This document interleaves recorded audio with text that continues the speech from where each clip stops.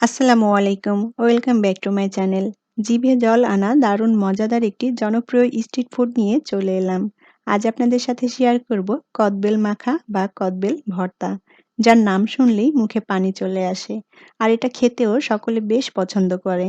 খুব সহজে বাড়িতে কিভাবে কদবেল মাখা বা কদবেল ভর্তা বানিয়ে নেওয়া যায় চলুন দেখে নিই। কদবেল ভর্তা করার জন্য আমি এখানে মাঝারি সাইজের ২ টা পাকা কদবেল নিয়েছি। আর এই কদবেল ভর্তা তৈরি করার জন্য চেষ্টা করতে হবে যেন কদবেলটা অবশ্যই পাকা হয়। পাকা কদবেল দিয়ে এই ভর্তাটা খেতে খুবই ভালো লাগে। আমি কদবেল দুটোকে ফাটিয়ে নিয়েছি। এখন কদবেলের খোল থেকে আমি কদবেলটা একটা চামচ দিয়ে এভাবে বের করে নেব। আর এই কদবেল দুটো একদম গাছ পাকা ছিল। আমি গাছ পাকা কদবেল দেখেই এনেছি। আমি ২ টা কদবেল ফাটিয়ে খোলটা ফেলে দিয়ে কদবেলটাকে খুব ভালোভাবে বের করে নিয়েছি। এখন কদবেলের ভর্তাটা তৈরি করে নেব। আর ভর্তা তৈরি করার জন্য আমি এখানে নিয়েছি কাঁচা মরিচ। আমি এখানে ৩ টা কাঁচামরিচ খুব মিহি কুচি করে কেটে নিয়েছি। আর এই কদবেল ভর্তাটা একটু ঝাল, ঝাল হলেই খেতে বেশি ভালো লাগবে। আপনারা আপনাদের পছন্দ মতো ঝাল দিয়ে এভাবে তৈরি করে নিতে পারেন। আর এখানে আমি নিয়েছি কিছু ধনিয়া পাতা, আর নিয়েছি বিট লবণ, আর নিয়েছি সামান্য মরিচ গুঁড়া আর পরিমাণ মতো লবণ। এখন এই কাঁচামরিচের মধ্যে লবণটা দিয়ে আমি মরিচটাকে খুব ভালোভাবে চটকে নেব। আমরা যখন বাইরে যাই ভ্যান গাড়িওয়ালা মামাদের কাছ থেকে এই কদবেল ভর্তাটা আমরা কিনে খাই। তারা যেভাবে এই কদবেল ভর্তাটা তৈরি করে আমি সেই একই প্রসেসে কদবেল ভর্তাটা আপনাদের সাথে শেয়ার করছি। আশা করি আপনাদের ভালো লাগবে। মরিচটা চটকে নিয়ে এবার এর মধ্যে ধনিয়া পাতা দিয়ে আবারও মরিচ আর ধনিয়া পাতা একসাথে ভালোভাবে চটকে নিতে হবে। ধনিয়া পাতা আর কাঁচামরিচটা চটকানো হয়ে গেলে এখন কদবেলটা এই ধনিয়া পাতা কাঁচামরিচের সাথে খুব ভালোভাবে মেখে নেব।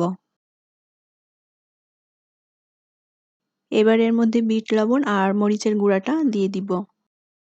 আর দিয়ে দিব ১ চা চামচ পরিমাণ কাসুন্দি।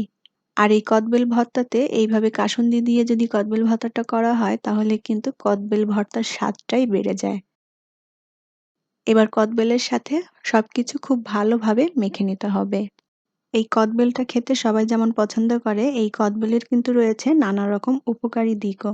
বহু পুষ্টিগুণে ভরপুর কদবেল শরীরের নানা উপকার করে, বিশেষ করে কাশি, সর্দি, হাঁপানি ও যক্ষ্মা রোগ নিরাময়ে খুবই কার্যকর।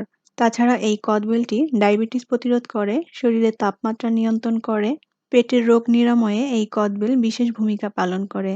এছাড়া যাদের দীর্ঘস্থায়ী কোষ্ঠকাঠিন্য আছে বা আমাশয় আছে তাদের জন্য এই কদবেল কিন্তু খুবই উপকারী।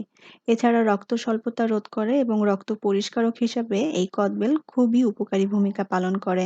তাছাড়া কিডনি সুরক্ষায় এবং দৃষ্টিশক্তি বৃদ্ধিতে কদবেল খুবই উপকারী। আর এই কদবেল ভর্তাতে ঝাল এবং লবণের পরিমাণটা ঠিকঠাক আছে কিনা এটা একটু চেখে দেখতে পারেন। যদি লাগে তাহলে পরিমাণ মতো অ্যাড করে নিতে পারেন। ব্যাস তৈরি হয়ে গেল একদম ভ্যান গাড়িওয়ালা মামাদের মতো কদবেল ভর্তা। আর এই শীতের দুপুরে এই কদবেল ভর্তা বা মাখাটা খেতে অসম্ভব মজার। আশা করছি আজকের কদবেল ভর্তাটি আপনাদের ভালো লেগেছে। আর আমার রেসিপিগুলো যদি আপনাদের ভালো লেগে থাকে তাহলে অবশ্যই আমার চ্যানেলটি সাবস্ক্রাইব করে আমার সাথেই থাকবেন। সবাইকে অসংখ্য ধন্যবাদ জানাচ্ছি এতক্ষণ সাথে থাকার জন্য। অনেক অনেক ভালো থাকবেন সবাই। আজকের মতো বিদায় নিচ্ছি। আল্লাহ হাফেজ।